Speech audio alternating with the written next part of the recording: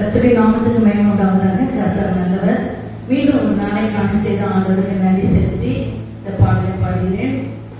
அநேக வேலைகளிலே நாம் நினைக்கிறோம் நான் ரொம்ப பெர்ஃபெக்ட் தகுதியான ஒரு ஆள் என்று. ஆனால் அப்படி அல்ல. எதற்கும் உதவாத என்னையும் உங்களையும் கூட ஆண்டவர் பயன்படுத்துகிறார். நாம் எல்லாம் உடைந்த பாத்திரங்கள் தான். ஆண்டவர் நம்ம எப்படி இருந்தாலும் அவரை பயன்படுத்துகிறார்.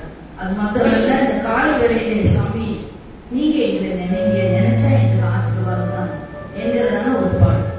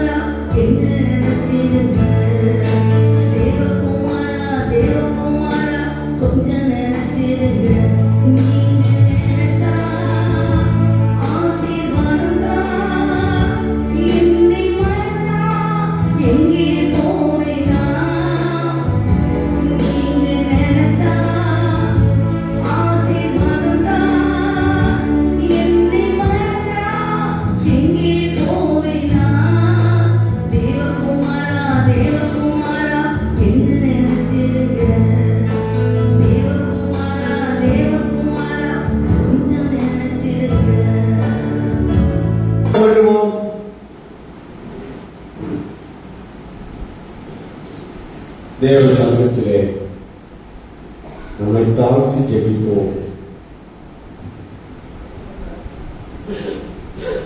அன்பிலே ஆண்டவரே ஸ்தோத்திரம். ஸ்தோத்திரம் ஆண்டவரே, இந்த வேத ஆராய்ச்சியிலே கலந்து கொண்ட எங்களை அழைத்து வந்ததற்காக நன்றி செலுத்துவோம். இதில் கலந்து கொண்ட வந்து கொண்டிருக்கும் மக்களை சீக்கிரமாக அழைத்து வரக்கூடிய அனுபவத்தை வேண்டுகிறோம். வந்திருக்க எங்களோடு கூட திட்டவட்டமாகவும் தெளிவாகவும் பேசும்படியாக சொல்லிக்கிறோம். எம்மாவுக்கு போன சீஷரோடு கூட கலந்து கொண்டு வேத வாக்கியங்களை விளக்கி காட்டின பொழுது அவர்களுடைய இருதயங்கள் கொழுந்து விட்டு எழுந்தது போல இந்த நேரத்திலும் எங்கள் இருதயங்களும் கொழுந்து விட்டு எரியும்படியாக வேத வாக்கியங்களை விளக்கி காட்டு. இந்த நேரத்தில் எங்களுக்கு ஆசீர்வாதமாக மாற்றித்தாலும் மோட்சமாக்கித்தாலும் இயேசுவின் இனி நாமத்திலே எஞ்சி கேட்கிறோம். அன்புள்ள பிதாவே, ஆமென்.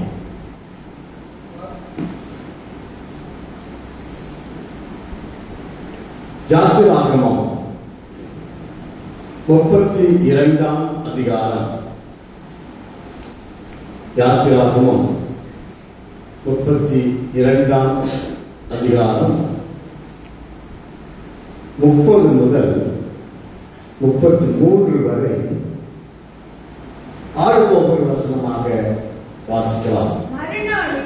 மறுநாளில் மோசே ஜனங்களை நோக்கி, நீங்கள் மகா பெரிய பாவம் செய்தீர்கள், உங்களுக்காக பாவ நிவர்த்தி செய்யக்கூடுமோ என்று அறிய இப்பொழுது நான் கர்த்தருக்கு ஏறி போகிறேன் என்றான்.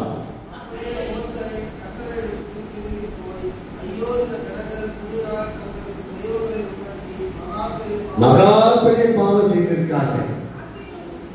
ஆகிலும் தேவரீர் அவர்கள் பாவத்தை மன்னித்தறினால் மன்னித்தருளும், இல்லாவிட்டால் நீர் எழுதின உம்முடைய புத்தகத்திலிருந்து என் பேரை கிறுக்கி போடும் என்றார். அப்பொழுது கர்த்தர் மோசேயை நோக்கி, எனக்கு விரோதமாய் பாவம் செய்தவன் எவனோ அவன் பெயரை என் புத்தகத்திலிருந்து கிறுக்கி போடுவேன். இன்றைக்கு நாம் தியானிக்க போகிற வேதாட்சியின் தலைப்பு பொருள் ஜீவ புத்தகம். ஜீவ புத்தகம். இஸ்ரவேல் ஜனங்கள் விக்கிரக ஆராதனை செய்து பொன்று கட்டி கொட்டி உண்டாக்கி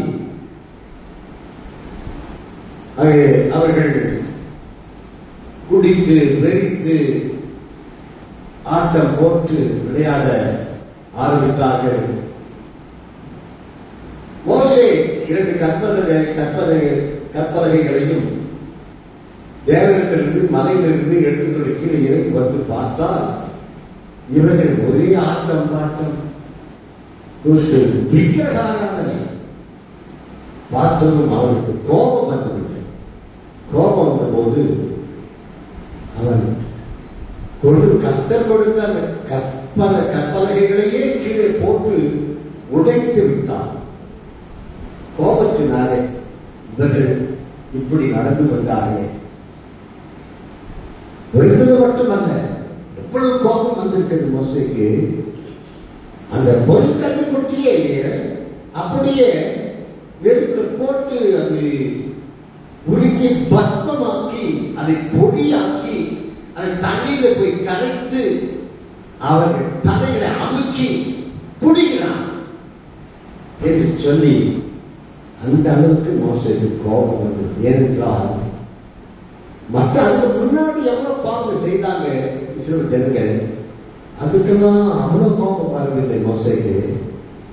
இப்போ இது ரொம்ப கோபம் வந்துருச்சு. பிறகு என்ன சொல்லியிருக்கிறது?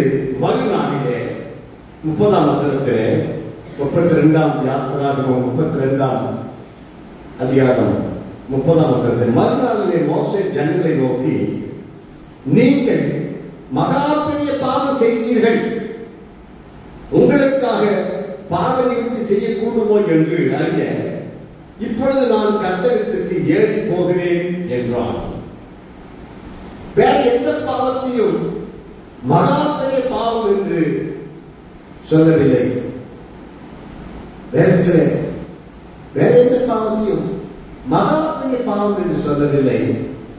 ஆனால் விக்கிரக ஆராதனையை மகா பெரிய பாவம் என்று மோசே சொன்னார். ஏனென்றால் விக்கிரக ஆராதனை என்பது மற்ற பாவம் எல்லாம் நாம் கர்த்தரை விட்டு செய்வதில்லை, கர்த்தரை மறந்து செய்வதில்லை, கர்த்தரை விடாமல் விசுவாசிக்கிறோம், ஆனால் தவறி விடுகிறோம். துணிகரமாய் பாவம் செய்கிறவன் கூட கர்த்தர் தெய்வம் என்று அதை நம்புகிறான். ஆனால் விக்கிரக ஆராதனை என்பது கர்த்தர் தெய்வம் என்பதையும் விட்டு வேண்டாம் என்று ஒதுக்கிவிட்டு விக்கிரகத்தை போய் வணங்குவது, அதான் மகா பெரிய பாவம் என்று சொல்லியிருக்கிறது. இப்படிப்பட்ட பெரிய பாவத்தை செய்ததினாலே அவ்வளவுதான் தேவன் இஸ்ரவேல் ஜனங்களை மன்னிக்க மாட்டார் என்ற முடிவுக்கு வந்துவிட்டார்.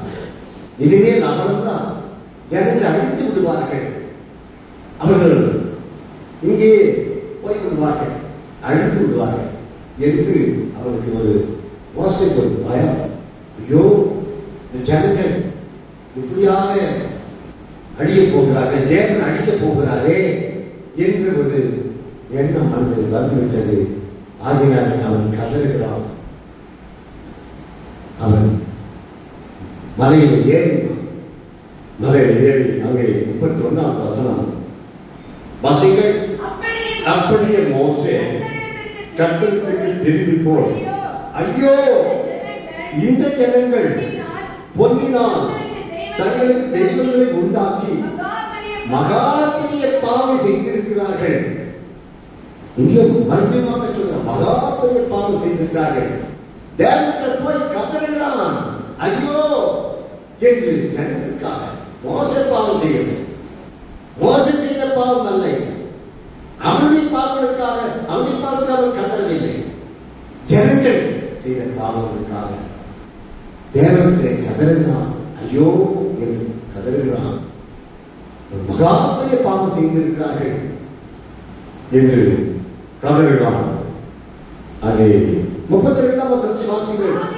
ஆகிலும் தேவனே அவர்கள் பாவத்தை மன்னித்தருளினால் மன்னித்தருளும், இல்லாவிட்டால் நீர் எழுதின உம்முடைய புத்தகத்திலிருந்து என் பெயரை கிறுக்கி போடும் என்றான்.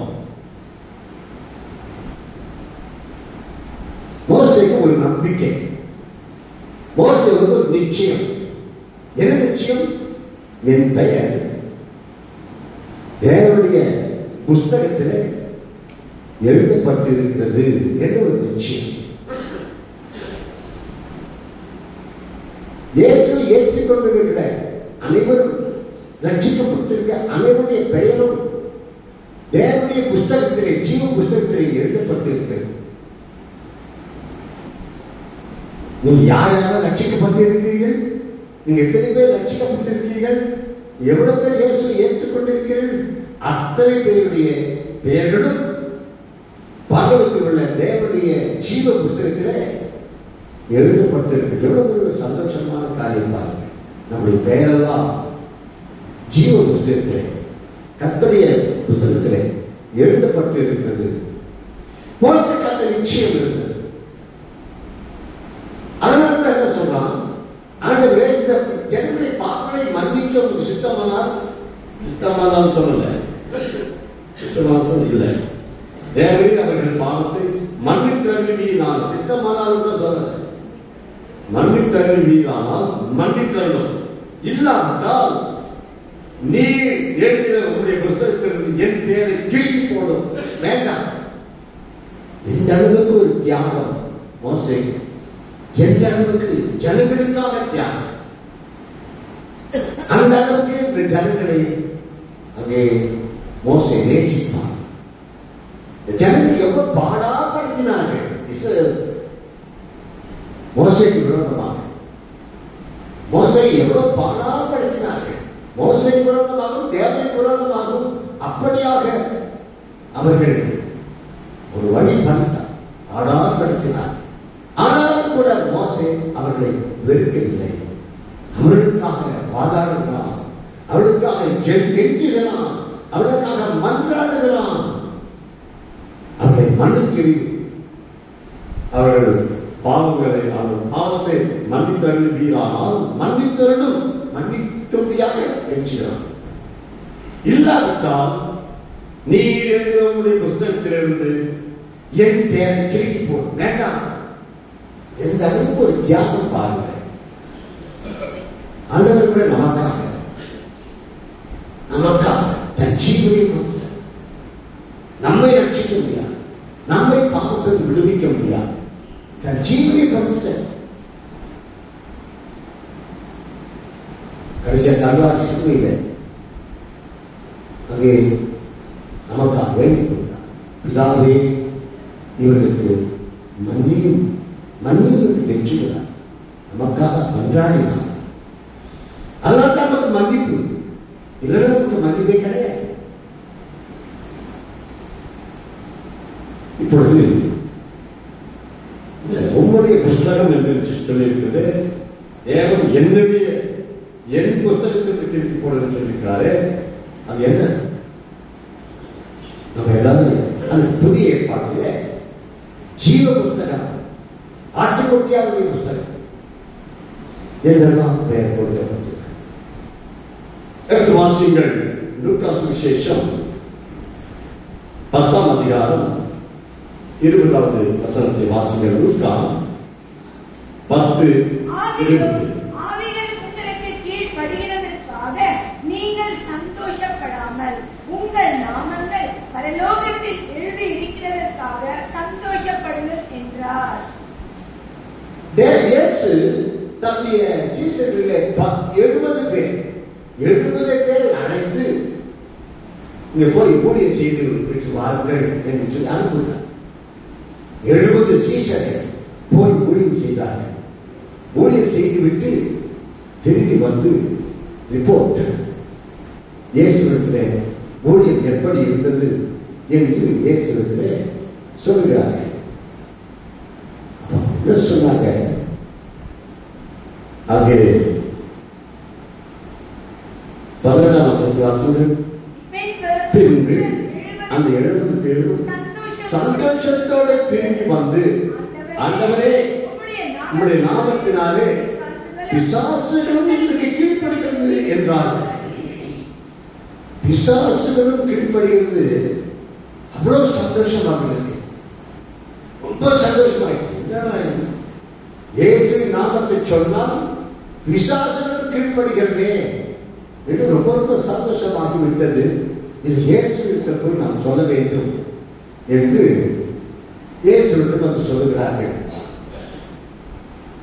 இயேசு சந்தோஷப்படுவார், அதை அங்கீகரிப்பார், அதை ஏற்றுக்கொள்வார் என்று அவர்கள் நினைத்தார்கள். ஆனால் இயேசு என்ன சொன்னார்? அதை 20வது வசனத்தை வாசிங்கள். ஆவிகள் உங்களுக்கு கீழ்ப்படுகிறதற்காக நீங்கள் சந்தோஷப்படாமல் உங்கள் நாமங்கள் பரலோகத்தில் எழுதியிருக்கிறதற்காக சந்தோஷப்படுங்கள். பாத்தீங்களா?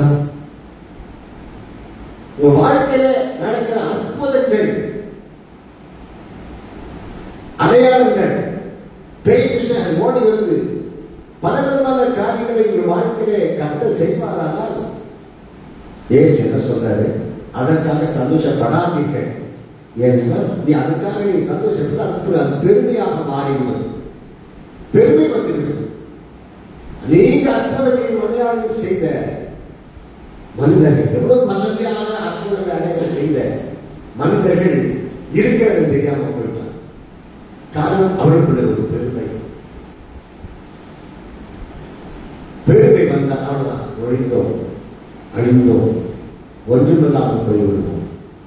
அதனால அதை குறித்து சந்தோஷப்பட வேண்டாம் என்று இயேசு சொல்லுவது. ஆனால் எதற்காக சந்தோஷப்பட வேண்டுமோ? பரலோகத்தில் பெயர்கள் எழுதப்பட்டிருப்பதற்காக சந்தோஷப்படுங்க. அப்படி என்றால் சீசனுடைய பெயர்கள் எங்க எழுதப்பட்டிருக்கிறது? பரலோகத்திலே. நம்முடைய பெயர்கள் எங்க எழுதப்பட்டிருக்கிறது? பார்த்தீங்களா? எந்த ஒரு சந்தோஷமான வரும். நம்ம பேர் அது இருக்கு. நம்முடைய பெயர் பரலோகத்தில் இருக்கு. தேவனுடைய புஸ்தகத்தில் இருக்கிறது, எழுதி வைத்திருக்கிறார்.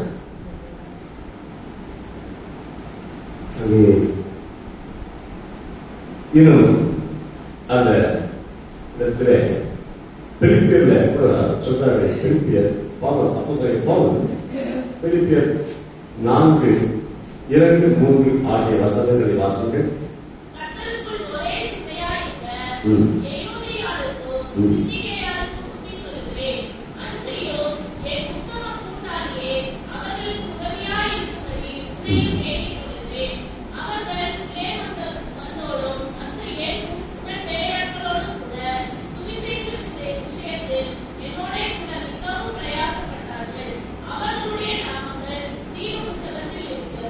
அவர்களுடைய நாமங்கள் ஜீவ புஸ்தகத்தில் இருக்கிறது. யாருடைய நாமங்கள்? ஏயோதியாள், சிந்திக்கேயாள். 2ஆம் வசனம் சொல்லியிருக்கிறது. ஏயோதியாள், சிந்திக்கேயாள். இவர்களுடைய பெயர்கள் ஜீவ புஸ்தகத்தில் எழுதப்பட்டிருக்கிறது என்று அவர்களை குறித்து பவுல் சொல்லுகிறார். அந்த அளவுக்கு அவர்கள் இயேசுவை ஏற்றுக்கொண்டு அங்கே விசுவாசித்தவர்கள், ஊழியத்திலே உதவியாக இருந்தவர்கள். பவுலுக்கும் மற்றவர்களை குறித்து ஒரு நிச்சயம், தன்னை பற்றி நிச்சயம் மட்டுமல்ல, மற்றவர்களை பற்றி நிச்சயம். நீங்கள் இயேசுவை ஏற்றுக்கொண்டிருக்கிறீர்கள், நீங்கள் ரட்சிக்கப்பட்டிருக்கிறீர்கள், நீங்கள் தேவனுடைய பிள்ளைகள். உங்கள் பெயர்கள் எங்கே எழுதப்பட்டிருக்கிறது? பரலோகத்திலே ஜீவ புஸ்தகத்திலே எழுதப்பட்டிருக்கிறது. ஜீவ புஸ்தகம் என்று இங்கே சொல்லப்பட்டிருக்கிறது. இன்னும் வெளிப்படுத்தல் 20வது அதிகாரம், வெளிப்படுத்தல் 20வது அதிகாரம் 12ஆம் வசனத்தை வாசியுங்கள். மரித்தோராகிய சிறியோரையும் பெரியோரையும் தேவனுக்கு முன்பாக நிற்க கண்டேன். அப்பொழுது புத்தகங்கள் திறக்கப்பட்டன. ஜீவ புஸ்தகம் என்னும் வேறு புஸ்தகமும் திறக்கப்பட்டது. அப்பொழுது அந்த புத்தகங்களில் எழுதப்பட்டவர்களின்படியே மரித்தோர் தங்கள் தங்கள் கிரிகளுக்கு தக்கதாக நியாயத்தை படைத்தார்கள். இது நியாய தீர்ப்பு. கடைசி காலத்தில் இயேசு உலகத்தை நியாயம் தீர்க்க போகிறாரே, அதை அப்போ எப்படி இருக்கும் என்பதை குறித்து இங்கே சொல்லப்பட்டிருக்கிறது. ஆகவே இயேசு அங்கே வெள்ளை சிங்காசனத்தில் இருந்து நியாயம் தீர்ப்பார் என்று வேதம் கூறுகிறது. வெள்ளை சிங்காசன நியாய தீர்ப்பு ஆங்கிலத்தில் ஒயிட் த்ரோன் ஜட்ஜ்மென்ட். வெள்ளை சிங்காசன நியாய தீர்ப்பு தீர்க்கும் போது அது புத்தகங்களாக திறக்கப்படணும். ஒரு புத்தகம், ஜீவ புத்தகம் மட்டும் இல்லை, அநேக புத்தகங்கள் திறக்கப்படணும். அதுல நம்ம பெயர்ல அதுல இருக்காது. நம்ம பெயர்ல எங்க இருக்குது? ஜீவ புத்தகத்தை எழுதப்பட்டது. ஆனால் ஜீவ புத்தகத்திலே பெயர் எழுதப்படாத பெயர்கள்லாம் மற்ற புத்தகங்களிலே எழுதப்பட்டு இருக்கலாம். அதுல எல்லாரும் செய்த என்னென்ன பாவங்கள் செய்தார்கள், தேவன் விரோதமாக நடந்தார்கள், தேவன் எப்படி துக்கப்படுத்தினார்கள், இப்படிப்பட்ட அநேக காரியங்களை மற்ற புத்தகத்திலே எழுதப்பட்டிருக்குமா? வேதம் சொல்லியிருக்கிறது. ஆகினாலே மருத்துவராகிய சிறியோரையும் பெரியோரையும் தேவனுக்கு முன்பாக நிற்க கண்டேன். அப்பொழுது புத்தகங்கள் திறக்கப்பட்டன. ஜீவ புத்தகம் என்றும் வேறு புத்தகமும் திறக்கப்பட்டது. அப்பொழுது அந்த புத்தகங்களில் அநேக மற்ற புத்தகங்கள், அந்த புத்தகங்களில் எழுதப்பட்டவர்களின்படியே மரித்தோர் தங்கள் தங்கள் கிரியைகளுக்கு தக்கதாக நியாய தீர்ப்பு. என்ன நியாய தீர்ப்பு? நரகம். அதே அதிகாரம் 15ஆம் வசனத்தை வாசிங்கள்.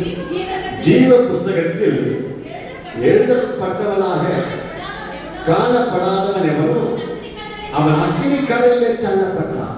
அக்கினி கடல், நரகம், அக்கினியும் கந்தகமும் எரிகிற கடல், அதிலே தள்ளப்படுவான்.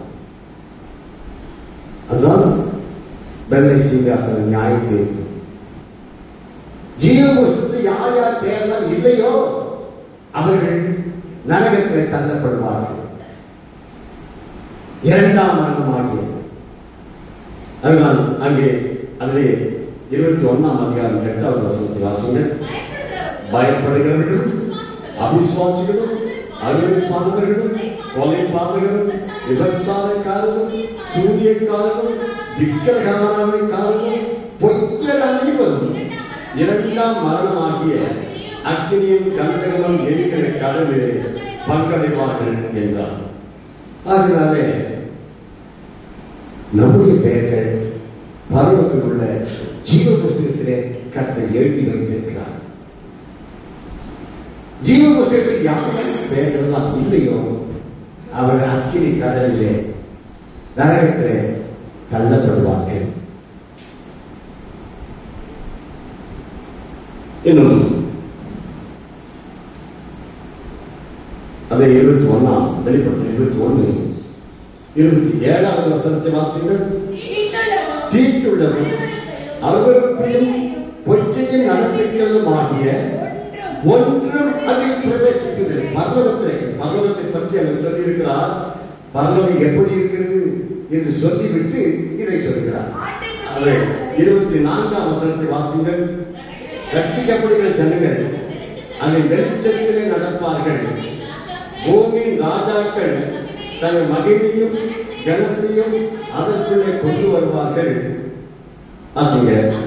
அங்கே நாட்காலம் இல்லாதபடியால் அதன் வாசல்கள் பகலில் அடைக்கப்படுவதே இல்லை என்று சொல்லிவிட்டு இங்கே ஜீவித்துள்ளதும் அருள்பையும் பொய்யையும் நடத்துகிறதுமாகிய ஒன்றும் அதில் பிரவேசிப்பதில்லை. ஆட்டுக்குட்டியானவரின் ஜீவ புத்தகத்தில் எழுதப்பட்டவர்கள் மாத்திரம் அதில் பிரவேசிப்பார். பரலோகத்திலே யார் யார் பெயரெல்லாம் ஜீவ புத்தகத்தில் எழுதப்பட்டிருக்கிறதோ அவர்கள் மாத்திரம்தான் பரலோகத்தில் பிரவேசிக்க முடியும். வேற யாரும் பிரவேசிக்க முடியாது.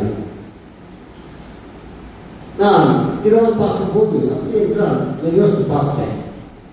அப்ப நம்ம பெயரை ஜீவ புத்தகத்திலே எப்படி எழுதினார் என்று பார்த்தேன்.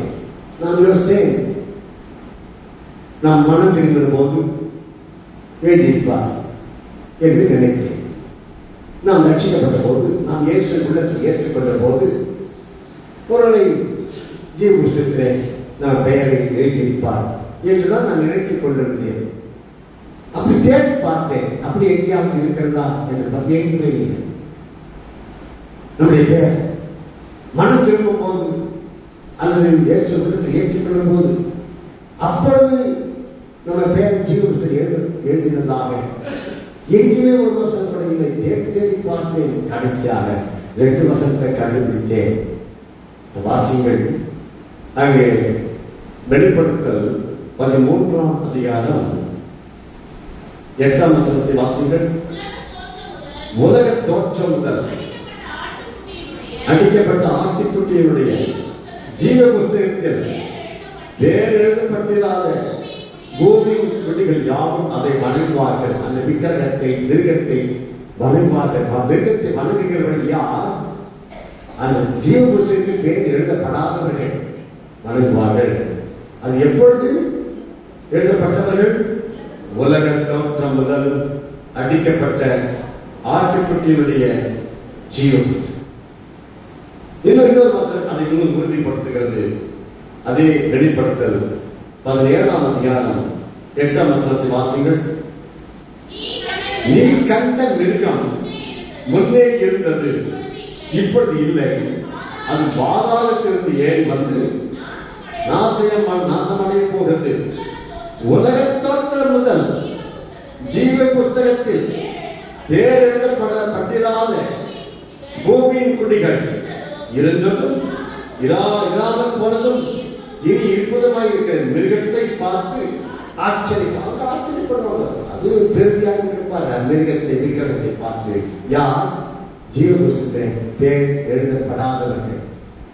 அப்ப ஜீவ புத்தகத்தில் பேர் எப்பொழுது எழுதப்பட்டதாம்? எப்போது எழுதப்பட்டது? உலக தோற்றம் முதல். உலகமெல்லாம் உண்டாக்கப்படவில்லை. மனுஷன் யாருமே உண்டாக்கப்படவில்லை. உலகத்தில் எதுவுமே உண்டாக்கப்படவில்லை. உலக தோற்றம் முதலே உண்டே. உலகம் உண்டாவதற்கு முன்னாடி இயேசுவுக்கு ஆட்டுக்குட்டியாக அடிக்கப்பட்டார். வேற என்ன சொல்றாரு அப்படியே நம்புவோம். அதனால நம்முடைய பெயர் பரலோகத்தில் உள்ள ஜீவ புத்தகத்தில் எழுதப்பட்டிருக்கிறது சொல்லி எவ்வளவு அருமையான ஒன்றார். ஆனால் மோசே இங்கே தன் ஜனங்களுக்காக மன்றாடுகிறான். வெற்றினான். ஐயோ, இவருடைய பெயர்கள் இவ்வளவு பாவம் செய்தார்களே, ஒருவேளை தேவன் இவர்கள் பெயர் கீழ் வரும் என்ற ஒரு சந்தேகம். அதற்காக மன்றாடுகிறான், கெஞ்சுகிறான். ஆண்டவரே, இவரை மன்னித்தருவினால் மன்னித்தரணும், இல்லாவிட்டால் என் பெயரை இப்போது உங்களுடைய புத்தகத்திலிருந்து கிறுக்கி போடணும். தெரியும், நம்ம பேரை கிறுக்கி போட மாட்டார் என்று தெரியும். ஆனாலும் கூட அவன் அந்த அளவுக்கு ஒரு தியாகம் செய்ய ஆயத்தமாகிவிட்டான். நாம் தேவனுடைய பிள்ளைகள். ஆண்டவர் நம் பெயரை கிறுக்கி போட மாட்டார்.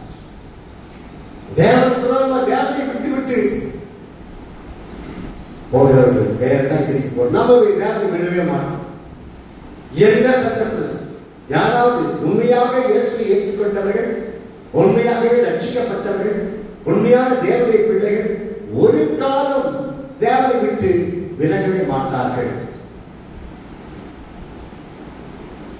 ஆகையால் நம்முடைய வாழ்க்கையில நம்முடைய பெயர்கள் பரலோகத்தில் ஜீவ புத்தகத்தில் எழுதப்பட்டு, அதுக்காகத்தான் ஆண்டவர் அவ்வளவு பாடுபட்டார். இயேசு நமக்காக எவ்வளவு பெரிய மோசே எவ்வளவு தன்னையே தியாகம் செய்தது போல, அதை விட மேலாக இயேசு கிறிஸ்து தன்னையே தியாகம் செய்தார்.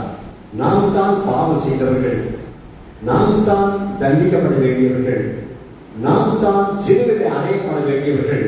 ஆனால் நமக்கு பதிலாக இயேசு கிறிஸ்து நாம் செய்த பாவங்களுக்கு தண்டனையை இயேசு தன்னை ஏற்றுக்கொண்டார், தியாகம் செய்தார், தன் ஜீவனையை கொடுத்தார். சிறுமையிலே நமக்காக வேண்டிக் கொண்டார். பிதாவே, இவர்களுக்கு மன்னியும் என்று வேண்டிக் கொண்டார். எவ்வளவு பெரிய காரியம் செய்திருக்கிறார் தேவன், எவ்வளவு பெரிய தியாகத்தை செய்திருக்கிறார். நாம் அதற்காக சந்தோஷப்பட சொல்லுகிறார். நம்முடைய பெயர்கள் உலகத்தை வேற எதை குறித்து சந்தோஷப்பட வேண்டாமாம். அங்கே தேவன் அவங்க வாழ்க்கையில் கட்ட செய்கிற நன்மைகள், அற்புதங்கள், அடையாளங்கள், அதிசயங்கள், பிசாசு விரட்டுவது, இதை பற்றியெல்லாம் சந்தோஷப்படாமல் உங்கள் பெயர்கள் பரலோகத்திலே ஜீவ புத்தகத்திலே எழுதப்பட்டிருக்கிறதுக்காக சந்தோஷப்படுங்கள். சந்தோஷப்படுவோம்.